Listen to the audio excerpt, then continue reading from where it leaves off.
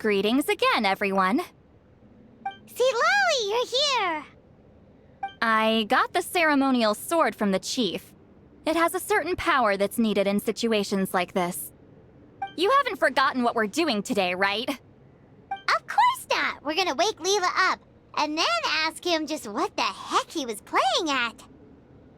And I've prepared the rest of the tools for the ceremony per Granny's instructions. We've dotted all our I's and crossed all our T's, so today should go off without a hitch.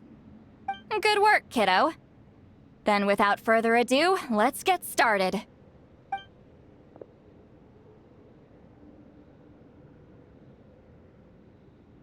I give offerings from the mystic smoke, the gift of stars on a moonless night, a wreath of dreams in the swirling wind. Glory be to the ruler of death. Fade, fade, fade. Thrice uttered and thrice repeated. Whoa! Is this one of her magic spells? This whole place suddenly got cold. What's happening? Keep your voice down. We mustn't disturb her. We, the children of the Priest King, swear to abide by the ancient pact and tear through the veil of the Night Realm. I am Citlali. Hear my command. I am the Shepherd of Doomsday. I am Akul Batil.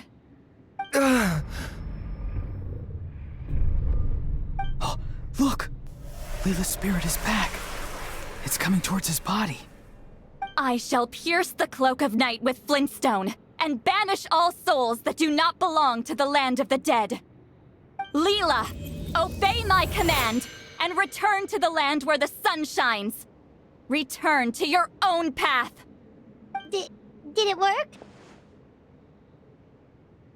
Huh?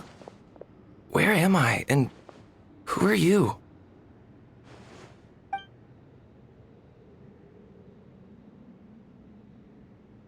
Whoa!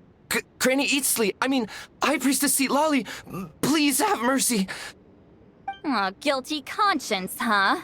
So, you know full well what you've done. Do you have any idea how close you were to never making it back? Or maybe you thought life would be more fun as an inanimate object. I'm sorry, I messed up, and I'll face the consequences. Oh, you sure about that? Then say goodbye to your parents. Tell them this. Goodbye, Mom and Dad. I've realized I enjoy life as an empty shell so much that I've decided to get Granny Eatsley to turn me into a stone statue, so I can stand guard over her house for the next 100 years. No, please! Please don't, I'm begging you. I'll never do this again, I promise. Thank you, High Priestess Citlali. Thank you for rescuing me. Don't thank me. Thank my grandson. If he hadn't sensed something was amiss, I wouldn't have bothered getting involved. You're more than welcome, Leyla. And don't mind Granny. She's all bark and no bite. We're just glad that you're okay. Besides, someone tricked you into doing this, didn't they? That Kokju guy. He's the real culprit here. No, Mr. Kokuchu had nothing to do with it. It was all my doing. Huh? Well, I mean, he suggested the method of using a powerful spirit relic as a medium, but it was my decision to go through with it. I wasn't coerced or anything. I'm sorry. I'm the one to blame. The brainwashing is strong with this one. So did Kokuchu provide the relic? He did. He said it was a treasure related to the Mare Javari. Right, so that proves it. He was using you. He coaxed you into doing the clairvoyance for him. But I'm a spirit duffer who can't cast a single spell. What use would I be to him? Guys like me couldn't sense a spirit even if we spent the rest of our lives sitting and meditating. But Mr. Kokuchu said that if I brute force the spell and immerse myself in a spiritually rich substance, I might be able to catch a glimpse of one. It seemed like my only option. Still, brute forcing a spell when you're a spirit duffer is like forcing yourself to run a marathon without any legs. If it wasn't for Citlali, you'd have been lost forever. I know, I'm sorry. It's just... everyone in this tribe is so amazingly talented, and then there's me. I just didn't want to be the odd one out anymore. I totally understand how you feel, Leyla. Some seeds effortlessly grow into beautiful cabbages, while others struggle with all their might and never even sprout. Who knows why this is the way things are? Maybe that's just life. Life is full of things we can't change. I know saying this doesn't change anything either, but I hope it makes you feel a little better. Let's pause this discussion for now. We need to get you to Matla's for a checkup.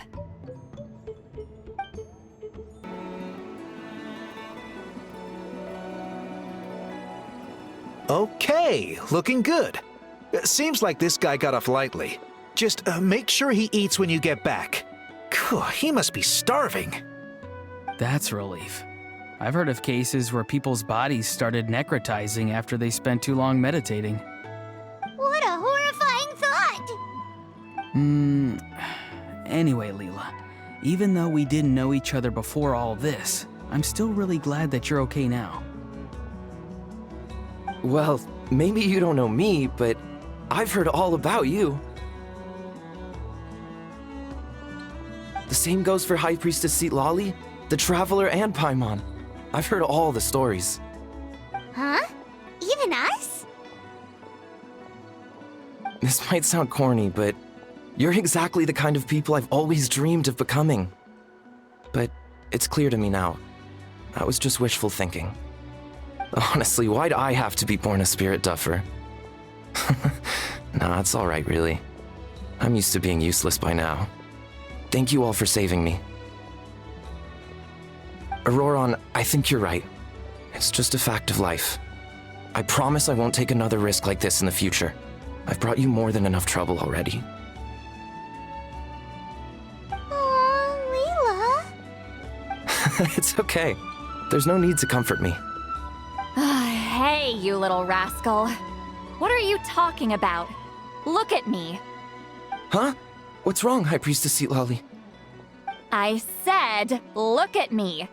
Take a good hard look. Sense anything strange? Granny, what are you talking about? What do you think, Traveler? Another case of happy to help written on someone's face?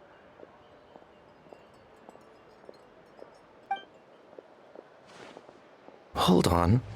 I think...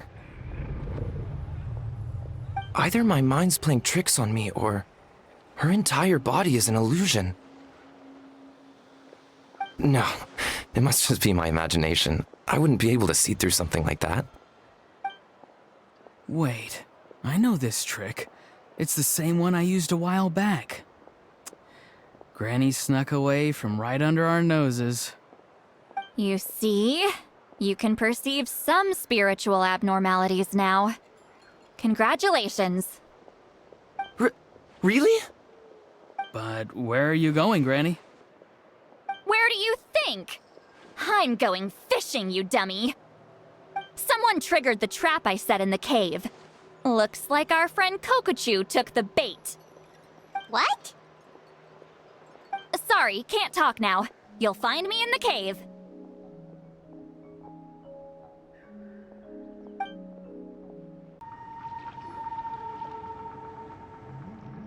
Huh? Don't believe it. He got away. Oh, this is terrible. Why'd I have to go and act so cocky about it? I'm gonna look like such a fool. This Kokochu must be a real escape artist or something. But I can't tell them that. I'll have to think of something else. Citlali, did you get him? Given that she's the only person here, I'm guessing no. I thought I'd let him go, for now. But I left a mark on him. So if he comes around here again, I'll be able to track his every move. Oh, so Granny had only pretended to leave the cave, when in fact she'd set up a whole trap for him and was lying in wait. Ah, so just like how you caught Auroron! But how did you know Kokuchu would come here? Because I planted the bait here. The Mayor Javari map and the bow shard. Left them both on the table. I had a feeling those were what he was truly after. And sure enough, my trap was triggered just moments after we left. So you really did set up traps here after all, huh? Of course. It's just that they'd never do anything to either of you. See? What did I tell you? So, Mr. Kokuchu, you used me after all. This whole time, all you wanted was to find the location of the Mayor Javari. That's right. I've been wondering about the shard he left ever since I came across it. Why did he leave it there? The moment I confirmed the Mayor Javari's location, that's when I realized it was bait. He was counting on Leyla's spirit getting lost and the tribe coming to his rescue. Then, by helping Leyla, we'd be helping him. Oh, so he was fishing too! It was all a ploy to lure in an actual clairvoyant who could look into the shard for him. Yep. And somebody fell for it, hook, line, and sinker. I'm sorry. I took the bait. But so did Granny. Ugh, the nerve! I only got involved because of you, you little scamp! Either way, Kokchu played us like a fiddle. Huh. He managed to accomplish his goals without taking any of the risk himself. Pretty sneaky. You could say that again! Imagine if he tried to approach Citlali directly. She'd have seen through it right away! Although, actually, Citlali, why did you let him go? Because I couldn't risk using my full abilities here. He was a pretty slippery character, and if I'd kept him here by force, there could have been unintended consequences. Was it my fault for picking a bad place? I'm sorry. I went looking for somewhere with a wealth of spiritual energy when I first decided to help Leyla, and ended up choosing this mad sage's hideout. Mad Sage? Yeah, he's napping right behind that wall. We'd have a whole new situation on our hands if we woke him up. That's why I decided against using my full abilities. I do have some good news, though. I snatched the shard and map back before he bolted, so I may have restrained myself, but I certainly didn't let him walk all over me. That's great! So he left empty-handed! Yes, sort of. The bad news is he did get a look at the map before he left. Not that the Mayor Javari's last known location is a huge secret, but still. Yeah, that's kind of worrying. What if he's got some sort of diabolical plan?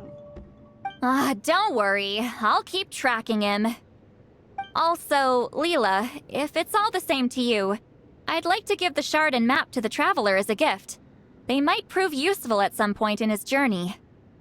Absolutely. That's completely fine. The Traveler deserves it.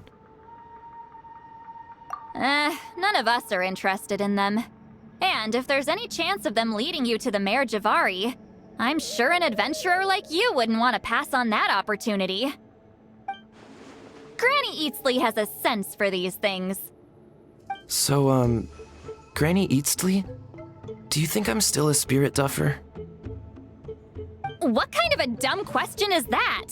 You saw through my illusion, didn't you?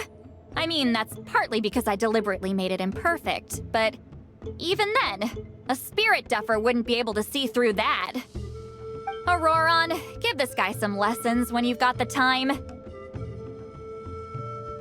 Leyla, put in the work, and we'll see how far you get. Amazing. Life is so full of surprises. As long as you keep moving forward, you might just run into some fertilizer in the middle of the road. I'm so happy for you, Leyla. Let's both give this our best shot, and who knows? We might both be beautiful cabbages one day.